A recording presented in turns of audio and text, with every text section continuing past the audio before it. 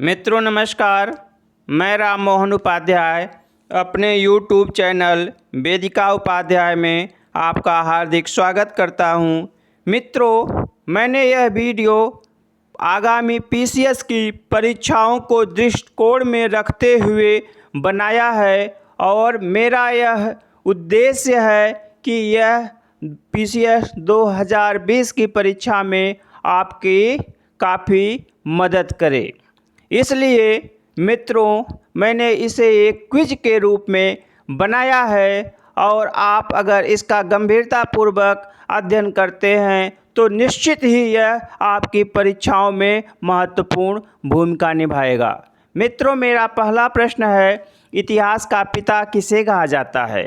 तो 4 विकल्प हैं इसमें। पहला है हेरोडोटस, दूसरा है टेशियस, तीसरा है थ्यूसिडाइडिस, चौथा है मेगास्थनीज। इसमें सही उत्तर है हेरोडोटस। हेरोडोटस जो है 5वीं शताब्दी ईसा पूर्व में यूनान का एक लेखक था, एक इतिहासकार था और उसने जो है कुछ कथात्मक विवरण का एक संकलन लिखा था जिसे हिस्टोरिका के नाम से जाना जाता है। वर्तमान में इतिहासकार जो है इसे वास्तविक इतिहास की पुस्तक नहीं मानते हैं, लेकिन फिर भी माना जाता है कि यह प्रथम ऐतिहासिक पुस्तक है।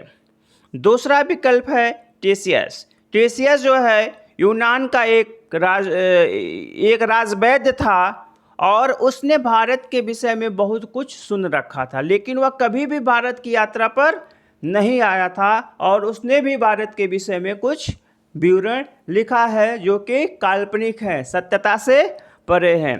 तीसरा विकल्प है थ्यूसिडाइडिस। थ्यूसिडाइडिस भी यूनान का एक इतिहासकार था।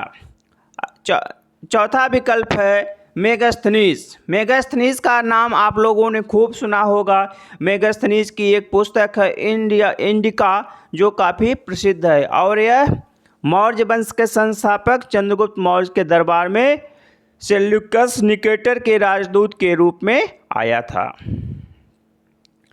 मित्रों, मेरा अगला प्रश्न है, निम्नलिखित में कौन वैदिक साहित्य का अंग नहीं है? निम्नलिखित में कौन वैदिक साहित्य का अंग नहीं है? पहला है वेद, दूसरा विकल्प है उपनिषद, तीसरा विकल्प है ब्राह्मण, चौथा विकल्प है रामायण।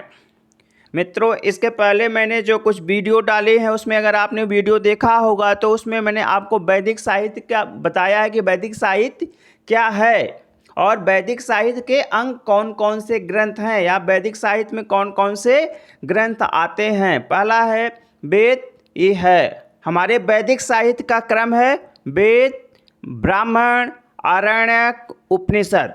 उपनिषदों को वेदांत कहा जाता है क्योंकि उनकी रचना वेदों के अंत में की गई है। तो इसके आधार पर अनुमान लगा सकते हैं कि इनमें से कौन सा विकल्प नहीं है। तो हम इसमें जो है रामायण जो है हमारा वैदिक साहित्य का अंग नहीं है, बल्कि यह जो है महाकाव्य कालीन एक ग्रंथ है और भारत का पहला महाकाव्य है जिसकी रचना महर्षि वाल्मीकि ने की थी। इसमें मर्यादा पुरुषोत्तम श्री रामचंद्र का विवरण मिलता है। मित्रों, मेरा अगला प्रश्न है, विदेथ माधव की कथा का विवरण किस ब्राह्मण ग्रंथ में मिलता है? मैंने आप लोगों को बताया था विदेथ माधव की कथा इसके पहले की वीडियो में। तो पहला विकल्प है ऐतरेय ब्राह्मण, दूसरा विकल्प है सतवत ब्राह्मण, तीसरा विकल्प है तांड ब्राह्मण और चौथा विकल्प है इनमें से कोई नहीं। मित्रों, इनमें सही आंसर है सतपथ ब्राह्मण। सतपथ ब्राह्मण। सतपथ ब्राह्मण किस ब्राह्मण ग्रंथ किस वेद का ब्राह्मण ग्रंथ है? यजुर्वेद का ब्राह्मण ग्रंथ है। तो विदेथ माधव की कथा के विषय में मैं आपको थोड़ा सा बताना चाहूँगा कि विदेथ माधव जो है सरस्वती नदी के तट पर निवास करते थे और उनका एक गुरु था, उनका नाम था गौतम राहुगण। गौतम राहुगण। तो विदेथ माधव के जो है जिह्वा में अग्नि निवास करती थी।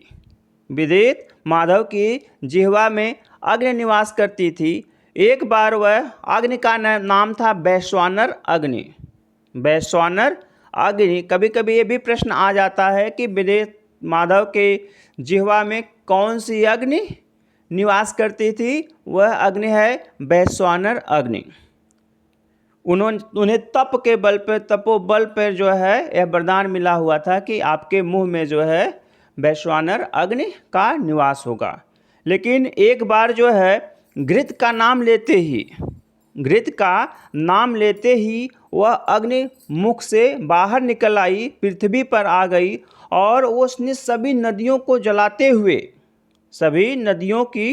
जलाते हुए पूर्व की ओर बढ़ा और पीछे पीछे विदेह माधव और उनका पुरोहित गौतम राहुगण चलता गया और जाकर पूर्वी भारत में सदा नीरा नदी को वह अग्नि नहीं जला पाई। सदा नीरा नदी को वह अग्नि नहीं जला पाई और वही सदा नीरा नदी जो है आर्यों की पूर्वी सीमा मान ली गई। सदा नीरा नदी की पहचान वर्तमान समय में गंडक नदी से की जाती है। तो इसमें जो है सही आंसर है शतपथ ब्राह्मण। अगला क्वेश्चन मेरा है, गौतम राहुगण किसका पुरोहित था? अभी अभी हम लोगों ने ऊपर प्रश्न पढ़ा है, ठीक है, विदेह माधव की कथा पढ़ी है, तो उसमें सही आंसर है विदेह माधव। राजा सुदास का नाम आप लोगों ने सुना होगा। भारत के प्रथम चक्रवर्ती सम्राट माने जाते हैं। भरत जन के शासक थे ऋग्वैदिक कालीन, जिन्होंने जो है 10 राजाओं के संघ को परशुनी नदी के किनारे पराजित किया था। वशिष्ठ जो है आर्यों के पुरोहित थे। महापद्मनंद जो है नंद वंश का संस्थापक था।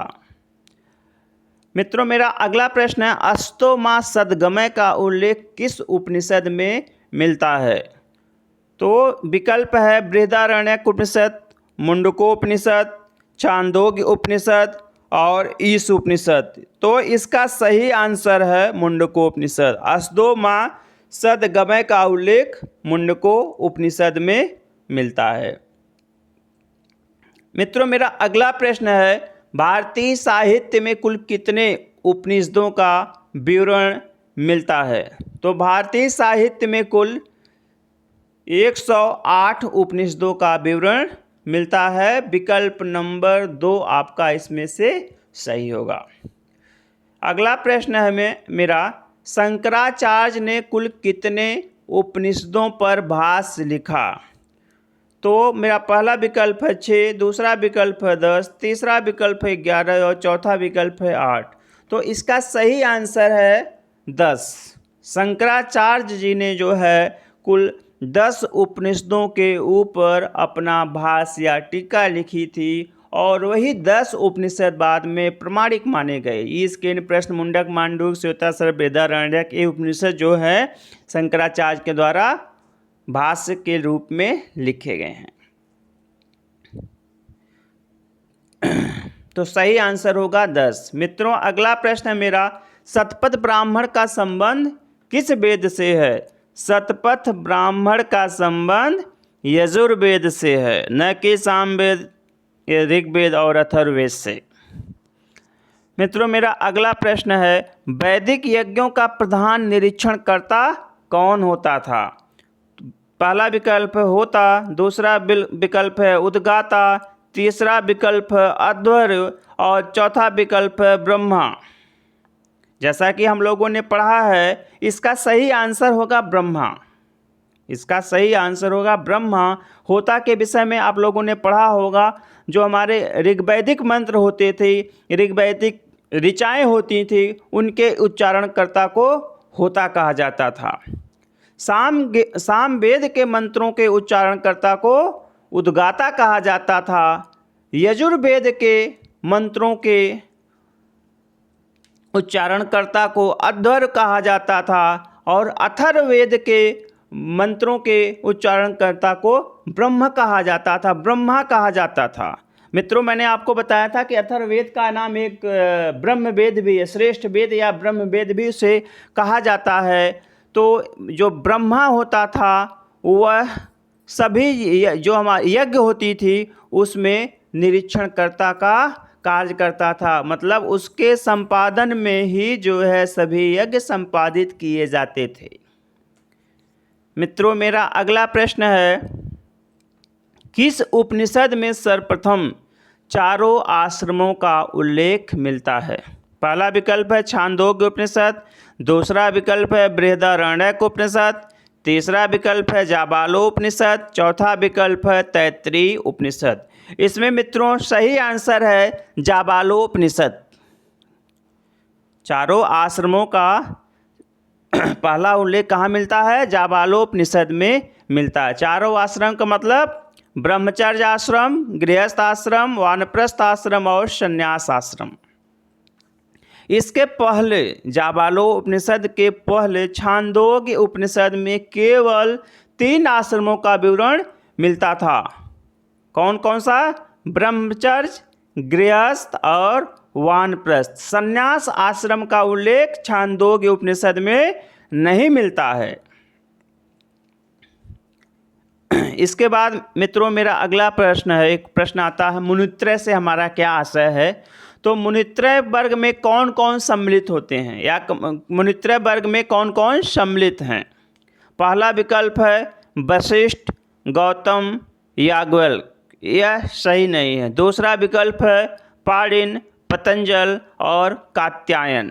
मित्रों, दूसरा विकल्प सही उत्तर है। पाणिनि, पतंजल और कात्यायन को मुनित्रय की संज्ञा दी जाती है। मुनियों का एक समूह, 3 मुनियों का एक समूह था जिसे मुनित्रय कहा जाता था, और उनमें पाणिनि, पतंजल और कात्यायन सम्मिलित थे। आप लोगों ने पाणिनि का नाम सुना होगा, व्याकरण के प्रथम आचार्य थे पाणिनि, और इनकी प्रसिद्ध पुस्तक है अष्टाध्यायी। पतंजल, आप लोगों ने महाभाष्य का नाम सुना होगा, जो कि अष्टाध्यायी की एक टीका है, उस पर लिखा गया एक भाष्य है, उसकी रचना पतंजल जी ने की थी। अष्टाध्यायी का भी संबंध व्याकरण से है, महाभाष्य का भी संबंध जो है व्याकरण से है, और कात्यायन जी ने जो है वार्तिक नामक एक ग्रंथ लिखा था जिसका संबंध व्याकरण से है। इस प्रकार से चूँकि तीनों हमारे जो है ऋषि या मुनि जो हैं वह व्याकरण संबंधी क्षेत्रों के कारण प्रसिद्ध थे, इसलिए इन्हें एक ही वर्ग में, मुनित्रय वर्ग में रखा जाता है। मित्रों, मेरा अगला प्रश्न है, ऋग्वेद के किस मंडल को सोम मंडल के नाम से जाना जाता है? तो इसका सही आंसर है नवा मंडल। सही आंसर है नवा मंडल। ऋग्वेद का जो नवा मंडल है उसमें जितने मंत्र हैं 144 मंत्र हैं, और सभी 144 मंत्र सोम देवता को समर्पित हैं। सोम का नाम आप लोगों ने खूब सुना होगा। प्राचीन काल में, वैदिक काल में देवता लोग जो है सोम रस का पान करते थे। सोम बेसिकली जो है एक औषधि और मादक पेय होता था, जो हिमालय की एक चोटी, मुजवंत चोटी, हिमालय की चोटी जिसे हम मुजवंत के नाम से जानते हैं, वहाँ से सोम प्राप्त किया जाता था और देवता उनका पान करते थे। कहा जाता है सोम का पान करने के पश्चात देवता अमृत को प्राप्त हो जाते थे। तो जो हमारा ऋग्वेद का नवा मंडल है उसी मंडल को सोम मंडल के नाम से जाना जाता है। इसके बाद मित्रों मेरा अगला प्रश्न है, शूद्रों का प्रथम उल्लेख ऋग्वेद के किस मंडल में हुआ है? पहला विकल्प 10वें मंडल में, दूसरा विकल्प है दूसरे मंडल में, तीसरा विकल्प है 14वें मंडल में, चौथा विकल्प है 5वें मंडल में। तो मेरा सही आंसर है 10वें मंडल में, मतलब विकल्प संख्या 1 सही है। ऋग्वेद का शूद्रों का प्रथम उल्लेख ऋग्वेद के 10वें मंडल में हुआ है। मैंने आपको पहले बताया था कि ऋग्वेद के 10वें मंडल को पुरुष सूक्त के नाम से जाना जाता है, और उसी पुरुष सूक्त में जो है चारों वर्णों की उत्पत्ति का सिद्धांत मिलता है, जिसमें बताया गया है ब्रह्मा के मुख से ब्राह्मण, कंधे से क्षत्रिय, कटिभाग से या उदर भाग से वैश्य और पैरों से शूद्र की उत्पत्ति हुई है। इसके पहले जो है शूद्र वर्ण का कोई कॉन्सेप्ट नहीं था। वैसे मैंने आपको बताया था जब मैंने ऋग्वेद आपको पढ़ाया था कि जो ऋग्वेद का 10वां मंडल है, पहला और 10वां मंडल वह सबसे बाद में जोड़ा गया है। सबसे प्राचीन मंडल है द्वितीय मंडल से सप्तम मंडल तक, जिसे हम ऋषि मंडल या गोत्र मंडल के नाम से भी जानते हैं। इसके बाद मित्रों है अगला प्रश्न, कृषि की चारों क्रियाओं जुताई, बुआई, कटाई, मड़ाई का प्रथम उल्लेख किस ग्रंथ में मिलता है? पहला विकल्प है शतपथ ब्राह्मण, दूसरा विकल्प है छांदोग्य उपनिषद, तीसरा विकल्प है तैत्तिरीय उपनिषद और चौथा विकल्प है तैत्तिरीय आरण्यक। तो मित्रों इसमें सही आंसर है शतपथ ब्राह्मण। शतपथ ब्राह्मण। शतपथ ब्राह्मण किस वेद का अंग है? तो शतपथ ब्राह्मण जो है यजुर्वेद का एक ब्राह्मण ग्रंथ है। तो शतपथ ब्राह्मण में कृषि की चारों क्रियाओं जुताई, बुआई, कटाई और मड़ाई का प्रथम उल्लेख मिलता है। मित्रों हमारा अगला प्रश्न है, भक्ति का प्रथम उल्लेख किस ग्रंथ में मिलता है? तो इसमें विकल्प है महाभारत, दूसरा है रामायण, तीसरा है श्वेताश्वर उपनिषद और चौथा है तैत्तिरीय उपनिषद। इसमें सही उत्तर है श्वेताश्वर उपनिषद। अगला प्रश्न है, ईशोपनिषद किस वेद के अंतिम अध्याय को कहा जाता है? तो जो हमारा ईशोपनिषद है उसमें आंसर दिया है, पहला विकल्प है ऋग्वेद, दूसरा विकल्प है सामवेद, तीसरा विकल्प है यजुर्वेद, चौथा विकल्प है अथर्ववेद। तो ईशोपनिषद जो है यजुर्वेद का अंतिम अध्याय है, यजुर्वेद का अंतिम भाग है। यजुर्वेद क्यों प्रसिद्ध है? याज्ञिक कर्मकांडों के लिए। याज्ञिक कर्मकांडों के लिए यजुर्वेद प्रसिद्ध है। ये भी प्रश्न आता है कि कौन सा वेद गद्य और पद्य दोनों में रचित है? यजुर्वेद। वाजस्नेयी संहिता किससे संबंधित है? यजुर्वेद से। अध्वर क्या है? यजुर्वेद के मंत्रों का उच्चारण करने वाला। तो मित्रों आज की वीडियो हम यहीं पे समाप्त करते हैं और आपसे एक अनुरोध है कि आप हमारी वीडियो को लाइक, सब्सक्राइब, शेयर और बेल आइकॉन अवश्य बजाएं। मित्रों नमस्कार।